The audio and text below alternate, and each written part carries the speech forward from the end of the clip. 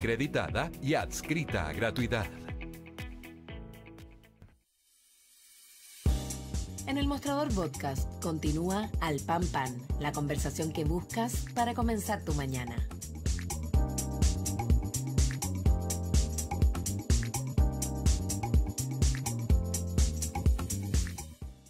Estamos de regreso, vamos directo con nuestro siguiente entrevistado, Cristian Valdivieso, analista político, director y fundador de Criteria.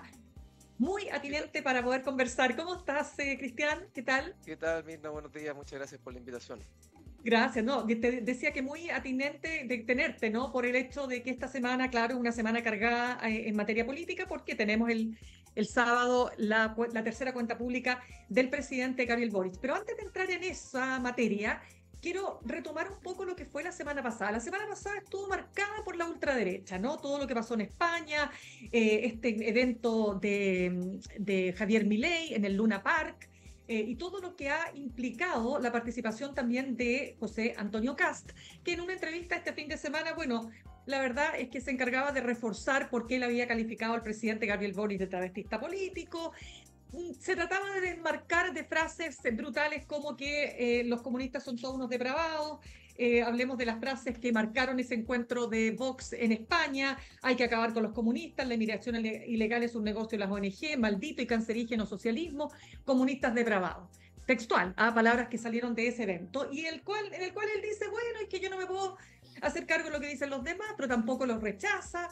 ¿Cómo viste la semana pasada a la figura de José Antonio Kast? ¿Le reditúa, no le reditúa lo que pasó en España? Eso. A ver, yo creo que esto mientras hay que contextualizarlo en el siguiente espacio, y es que digamos, la candidatura o las preferencias por José Antonio Kast han ido al declive desde noviembre del año pasado, ha ido claramente disminuyendo su posición en las encuestas, y eso hace que él tenga que buscar una fórmula de retomar la senda que tuvo de liderazgo en algún minuto. No nos olvidemos que hace un año, el 7 de mayo del año 2023, Republicanos daba un tremendo batatazo, ¿verdad?, con un 35% de votación. Y al asumir el liderazgo en el proceso constituyente, al asumir la responsabilidad en el proceso constituyente, y luego el fracaso, de alguna manera José Antonio Kast pagó los costos de eso. Pagó los costos de eso porque pasaron dos cosas. Uno, primero, que tuvo no solo el sartén por el mango, sino el sartén entero, la cocina completa en el proceso constituyente, y no les resultó. Terminaron fracasando en un fracaso que fue bastante producto e hijo de la apuesta republicana. No nos olvidemos que José Antonio Kast dijo que él se iba a echar el proceso al hombro, que lo iba a dar vuelta y que el resultado finalmente iba a favorecer a la favor, y no resultó siendo así. Y segundo, José Antonio Kast dejó de ser la novedad, dejó de ser un outsider verosímil, es decir, la persona que venía desde afuera a impugnar al sistema político y a traerle aire fresco, aire nuevo, porque ya se topó con haber tenido la experiencia de haber tenido la responsabilidad del proceso. Entonces esas dos cosas hacen que su figura se haya desgastado el último tiempo y él esté en una arremetida mediática para tratar de recuperar posicionamiento. Y en eso la lógica de juntarse con Milei, la lógica de subir el volumen, apunta en esa misma dirección. El punto es si le va a dar resultado o no. Y mi mirada al respecto, bien corta, es que la idea de jugar con el odio como tema emocional, que es una emoción que se ha usado muchísimo en el último tiempo, desde Trump, el 2016, ¿verdad? El odio contra el resto, construir una adversarialidad potente contra el resto del mundo político, tiene un cierto límite, y ese límite tiene que ver con la falta de logros cuando tú has tenido responsabilidad y no has logrado llegar a la meta, por una parte, y lo otro con la novedad, con la falta de novedad, ya no es novedoso. Entonces, ahí está el tema complejo que tiene José Antonio Kast, que tiene que subir cada vez más el volumen, y llega un punto donde ya subes tanto el volumen que ya no te escuchan, ¿no? Da lo mismo.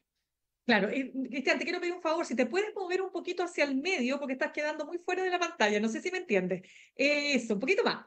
Ya. Ya, ahí sí, exactamente, porque estás quedando como al final Ya, entonces lo concreto es irreal. O sea, hoy día, José, porque yo he escuchado comentarios de analistas que te dicen, electorales estoy hablando, o que tienen sus encuestas, ¿no es cierto? Hablaba con Alberto Mayol a propósito de la Cosa Nostra, de su encuesta, quiero decir, y otros más que dicen que el tiempo de José Antonio Cast ya pasó. ¿Uno puede ser tan tajante cuando queda todavía 2 años para la próxima elección? No, no puede ser tan tajante, pero hasta ahora está pasando el tiempo de José Antonio Cast y él yo creo que lo entiende. Y por lo mismo es que está tratando de subir el volumen y desde esa posición tratar eh, re- digámoslo técnicamente, de reposicionarse, es decir, volver a ser una persona disruptiva, impugnadora, cuestionadora, que se trata de situar por fuera del arco político tradicional, de manera de volver a ser una suerte de outsider, de alguien que viene desde afuera, que no ha tenido la posibilidad de gobernar todavía y que intenta dar una señal de novedad. Pero el problema que tiene es que él ya no es novedoso, porque él ya ha sido varias veces candidato y además ya ha tenido la responsabilidad sobre el proceso constituyente y no le resultó. Entonces, es ahí donde tiene la dificultad y por eso que de alguna manera yo escribía hace unos días de que esta suerte de apelación al presidente como travesti quizá algo tiene o algo apela al inconsciente del mismo José Antonio Cast, que es que él sabe que tiene que trasvestirse en serio si quiere de verdad reposicionarse, porque tiene que ser otro. Porque él mismo ya no le está resultando. Y ese otro lo está buscando probablemente en la figura de Javier Milei, pero Javier Milei claramente es un personaje que entró desde afuera, más en una lógica de ser un fanático, o sea, un profeta bien fanático, gritón, impugnador y muy duro, pero venía desde afuera y José Antonio Cast no viene ya de afuera. Entonces tiene esa dificultad y por lo tanto, si él no cambia su piel de manera importante, va a ser difícil que vuelva a ser el hombre no incumbente que viene a cuestionar la clase política y que viene con nuevas recetas a traer la buena nueva de cómo mejorar los problemas del país. Ya, y en ese contraste, ¿no es cierto? Porque evidentemente la figura de Matei sigue estando arriba, muy arriba de las encuestas. ¿Cómo ves a Evelyn Matei? Yo la veo a ella bastante tranquila, la veo buscando no salirse de un cierto tono más consensual, un tono donde la confrontación permanente no es lo suyo, sino que es tratar de construir una suerte de candidatura dialogante que busca tender puentes, que busca ampliar el radio de la derecha, incluso habla de incluir a la centroizquierda representada por demócratas o amarillos, y por tanto creo que ella está tratando de diferenciarse de José Antonio Cast en una apuesta que tiene un riesgo en el sentido de que la gente está enojada, está enrabiada y por lo tanto no empatiza suficientemente con esta rabia, pero al mismo tiempo la gente está efectivamente pensando o mirando que la búsqueda permanente de gente que venía de afuera, del extrarradio de la política, no ha dado resultado, por lo tanto, efectivamente, a veces es mejor refugiarse en recetas que tengan algo de conocido. Y es verdad, es cierto que de alguna medida, no porque sea un paraíso soñado, pero sí porque parece ser mejor que lo que estamos viendo en el presente. El pasado, desde la transición, de los 30 años, de los diálogos, empieza a volver a tener cierta tracción en la sociedad. No porque la gente diga que el gran pasado fue mucho mejor, sino porque el presente a veces se ve más agobiante que lo que hubo detrás. Entonces, en ese sentido, para cerrar la idea, creo que Evelyn Matei está construyendo una candidatura que intenta instalarse desde un espacio de diálogo, de negociación y donde la confrontación no es el centro de su posicionamiento político.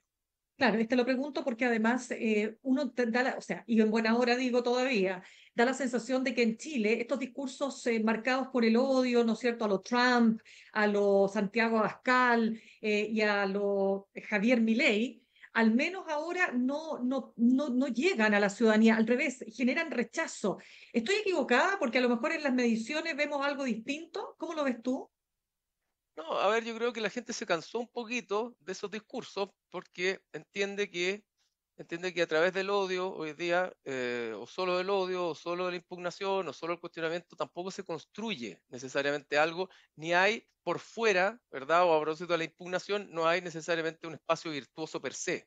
Em, y esto tiene que ver con varias historias, es decir, la lista del pueblo, incluso republicano, el mismo gobierno que llegó cuestionando a la concertación, cuestionando los 30 años, ha demostrado que no traen las recetas mágicas desde fuera y que al final del día no hay una receta mágica, sino que es necesario buscar espacios de encuentro y espacios de acuerdo y de diálogo. Y por lo tanto, más allá de que la gente vea que es muy difícil dialogar y que las motivaciones, ¿verdad? Y las pulsiones del mundo político son hacia la adversarialidad y a la confrontación, ya no está viendo primariamente, ¿verdad? En la emoción de la rabia o la emoción del odio, las ganas de sacar a todos los que hay, porque ya ha intentado eso. No nos olvidemos que el primer proceso constituyente fue un proceso donde se quiso barrer con toda la clase política y donde por el puro hecho de ser independiente o venir de afuera, tú tenías un gran valor una gran posibilidad de salir elegido. Entonces, como la receta se ha probado ya, está de alguna manera desgastada. Y eso, de alguna manera, es lo que tiene en este momento situada las expectativas más bien en un ánimo, si se quiere, más de diálogo, más centrista, centroizquierda, centroderecha, si tú quieres. Ya, entonces ahí nos das el pie para entrar en materia de cuenta pública y preguntarte en este Ahora, escenario, déjame bueno, hacer sí, un por pequeño favor, paréntesis nomás.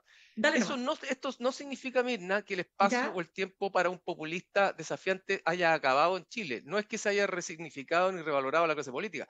Hay cansancio solamente. Y por lo tanto, mientras no aparezca alguien que efectivamente represente verosímilmente esta posibilidad de cambio y de hacerse cargo de verdad, de sacarlos a todos, pero hacerse cargo del país, eso lleva a que se busquen liderazgos más clásicos, más tradicionales, más dialogantes. Cierro. perfecto. No, está perfecto. Entonces ahora, Cristian Valdivieso, vamos con, a ver, el escenario actual, porque si, digamos, solamente atendemos la última encuesta CADEM, el presidente recupera su piso de 30%, entonces uno podría decir, ya la movida de instalar en la discusión del CAE, sí que si es condonación universal o no es condonación universal, si es acotado para resolver un problema, qué sé yo, eso lo debemos discutir, pero al menos en la práctica, yo no sé si tú estás de acuerdo, le redituó esa discusión para recuperar ese 30%.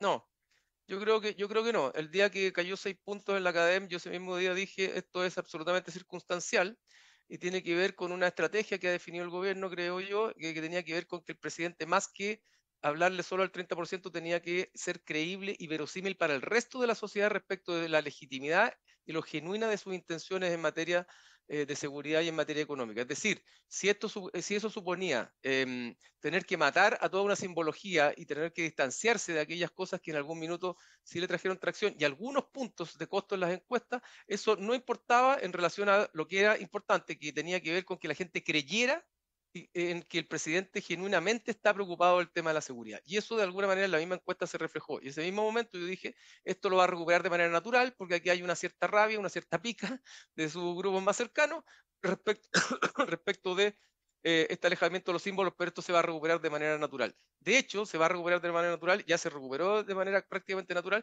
y el espacio o el escenario de polarización que el mismo José Antonio Kast pone, a propósito de lo que hablábamos antes, ayuda a eso. Es decir, la gente igual, el grupo más cercano al presidente está de alguna manera atrapado en ese grupo porque no hay espacio en los otros lugares. Yo creo que lo del CAE más bien fue un error de tipo comunicacional que metió al gobierno en un problema más que en la búsqueda de una solución, porque si la promesa, ¿verdad? O la repromesa de condonar el CAE era la manera de subir, es la mejor manera de generar expectativas que claramente se van a frustrar y por lo tanto es construirse un escenario para no subir, sino más bien para bajar. Ya, entonces, si te estoy entendiendo, tú dices que él pierde adhesión, naturalmente, por el perro matapacos, por la desafección a los símbolos clásicos del estallido, ¿no? Pero la pregunta es, lo que no te estoy entendiendo bien, ¿por qué recupera esos 6 puntos? Porque en ese momento la pérdida de los puntos tuvo más que ver con una cierta rabia o molestia de su grupo cercano, pero que es como toda pataleta que dura poco, Mirna. Es decir, era una pataleta producto de eso, pero una pataleta que inevitablemente se iba a acabar porque ese grupo va a seguir viviendo en la misma casa del mundo de la izquierda del presidente, porque además José Antonio Kast, al polarizar el escenario, ayuda a que los grupos vuelvan, ¿verdad?, al redil natural. Ya, entendí Entonces era un perfectamente. costo Ya, circunstancial que el presidente tenía que pagar para que el resto de la ciudadanía sintiera que efectivamente el presidente estaba cambiando y era genuino en sus intenciones, de manera que cuando llegue a la cuenta pública la gente y hable de seguridad o hable de economía o hable de temas que no le son tan propios o históricamente propios, la gente que no es parte de su 30% habitual diga, bueno, parece que le creo al presidente, me hace sentido lo que está planteando más allá de que pueda estar en desacuerdo políticamente con él. Ya, ¿y tú cómo ves a la ciudadanía? A ver, más allá de esta descalificación extrema de Kast, que sea un travesti político, etcétera, ¿no? Pero claro, el presidente ha cambiado. Leía una entrevista el fin de semana que hablaba, ¿no es cierto?, de que este presidente lo que ha hecho finalmente es madurar, maduró políticamente. Algunos dirán que está más cerca hoy día de la socialdemocracia o de la antigua concertación, para ponerlo en esos términos, pero en definitiva, ¿qué pasa con este presidente? ¿Cómo llega el presidente Gabriel Boric a esta cuenta pública?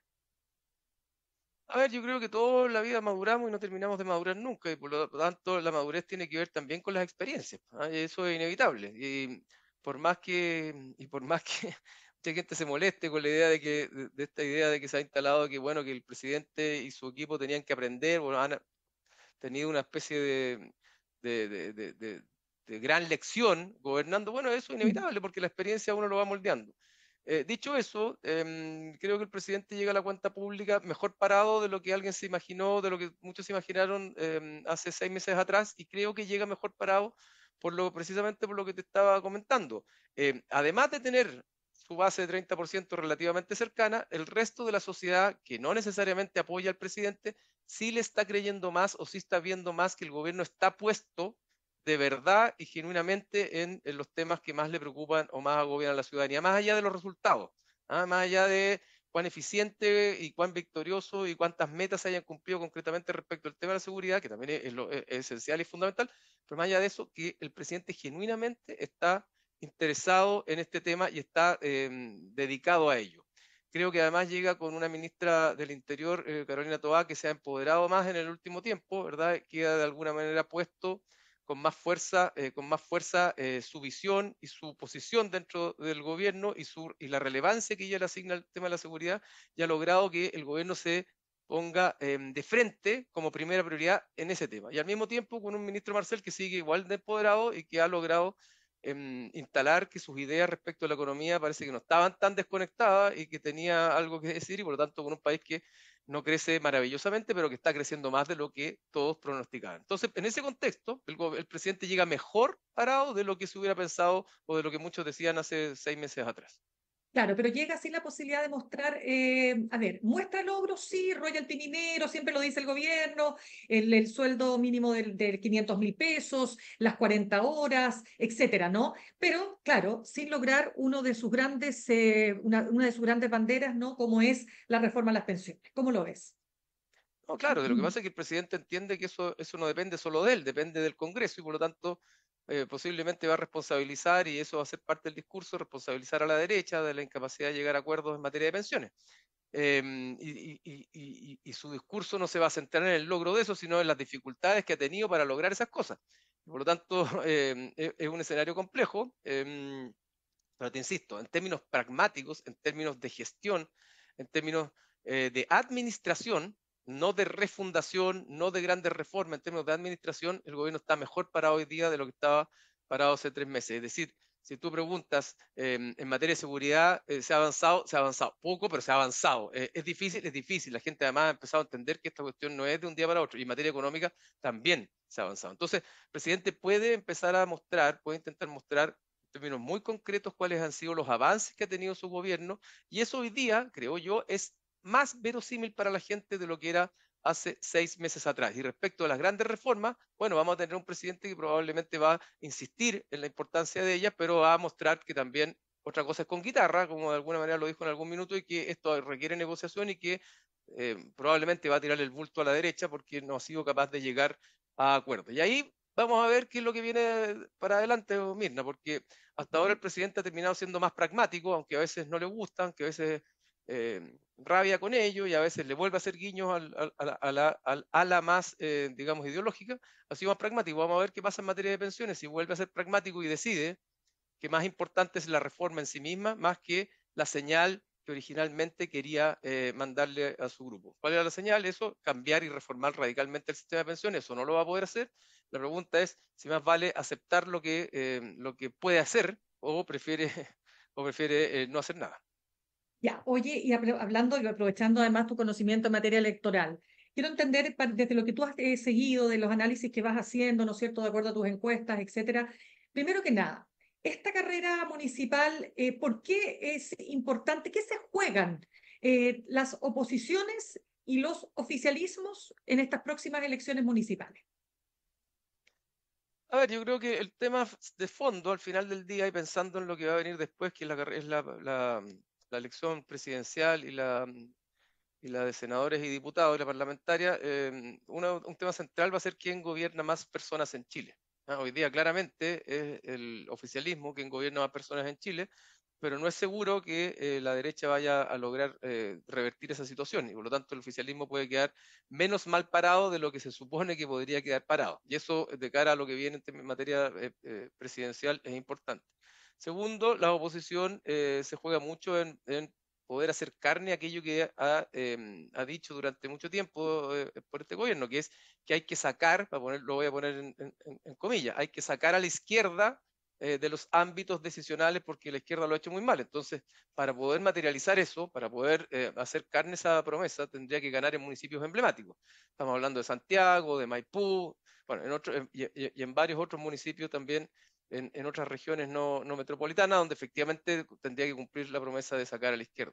Y tercero, creo que la oposición se juega algo importante y que tiene que ver con lo que viene después, que es hasta dónde logra llegar a acuerdos donde es central que llegue a acuerdos, porque de lo contrario puede salir trasquilada. ¿Ah? Y eso trasquilada en el sentido de que la izquierda puede mantener los municipios. Y eso tiene un correlato para lo que viene en términos políticos, porque si la izquierda en algunas, si la derecha en algunos municipios va dividida y termina perdiendo la elección, eso va a marcar a sangre y fuego lo que venga a pasar, lo que vaya a pasar para la elección presidencial. Es decir, la derecha va a quedar absolutamente, digamos, horquillada, asustada, temblorosa frente a la posibilidad de dividirse para la presidencial en primera vuelta, porque si va José Antonio Kast, como ha dicho que va a ir, y va Evelyn Matei, como también ha dicho que va a ir, la posibilidad de que uno de los dos se quede fuera y no pasen ambos a segunda vuelta, como algunos especulan, sería muy relevante. Y eso pone en riesgo incluso la carrera presidencial de la derecha, que se supone, o como se ve hasta ahora, parece carrera corrida. Es decir,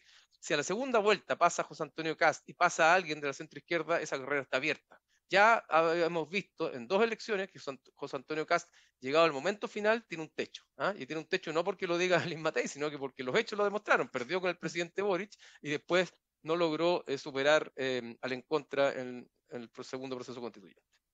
Ya, entonces, ya, eso respecto de la derecha, ¿no es cierto? Y si él logra ser capaz, como dices tú, de unirse, que ha habido harto tema y no con republicanos particularmente, pero veamos ahora al oficialismo. Hay por ahí algunos brotes que aparecen, ¿no es cierto? PC,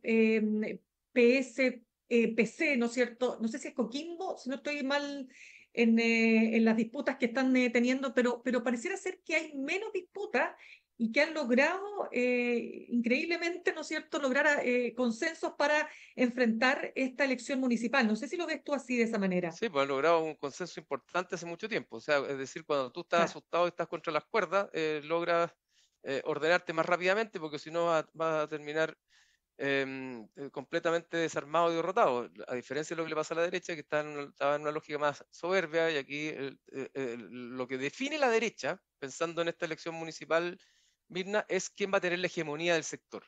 Algo que la izquierda no se propuso como definición. Es decir, dijo, aquí no tenemos tiempo para disputarnos la hegemonía, aunque la hegemonía se sigue disputando dentro del gobierno, ¿verdad? Y hay tensiones entre el socialismo democrático y Apruebo Dignidad.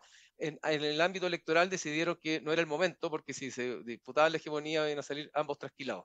Entonces, mientras la derecha se quiere disputar la hegemonía respecto de su sector, es decir, si son republicanos, si es Chile Vamos quienes tienen la hegemonía dentro de la centro derecha, que tienen más votos, tienen más capacidad de conseguir alcaldías, municipios, gobernaciones. En la izquierda más bien lo que hay ahí es un enfrentamiento conjunto frente a las dos derechas. Y esa es la diferencia. Ahora, tengo la impresión, Mirna, que si Ya. a la izquierda y al oficialismo no le va bien en esta apuesta, o alguno de los sectores sale muy, digamos, afectado porque pierden la mayoría de sus candidatos y solo se fortalece una de las alas del oficialismo, de cara a lo que venga para adelante vamos a tener una mirada distinta, donde más que juntarse van a tender a dividirse y a tratar de mostrar la distinción, ¿verdad? Y la identidad de cada una de las dos almas que hasta ahora han tenido que expresarse, pero más bien de manera subterránea, soterrada, más que explícitamente porque están gobernando.